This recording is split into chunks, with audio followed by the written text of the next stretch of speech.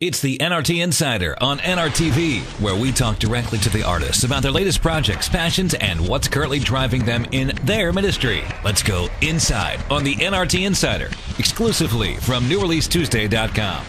John, I got to ask, the label put out a press release about the project, and one of the statements was, what if musicians who had written and played together for years didn't switch to autopilot and instead became more intentional in their music than ever before? Yeah. Were you guys going through the motions? You know, if I'm totally honest, there were some times that we were. No, I'm just saying that because we all do that, John. Yeah. We all do that. I think for us internally, the last few years that Jason was in the band, I think there were some things that all of us were not entirely happy with. That I know Jay wasn't. There were some things that he wanted to do that he didn't feel he had the freedom to do, and there were some things we wanted to do as a band that we sensed our paths diverging. Between Jason and the rest of us, and all four of us didn't know what to do with that, and we love each other. I mean, we have a great relationship still. I love Jay.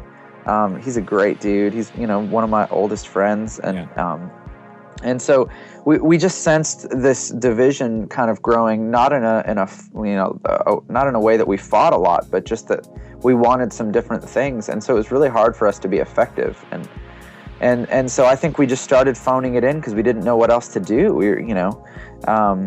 When you can't agree on a destination, then you can't really agree on the first step towards anything. And so there were a few years there where I think we were just trying to deal with that. And when Jay decided to move on, it was almost like, okay, like he can feel free to do what he wants to do, and we can have the freedom to kind of refocus and focus on things that we really want to do. And so I think for everybody, it was just this moment of like, okay, now, we can feel the freedom to kind of move forward in what God has for us.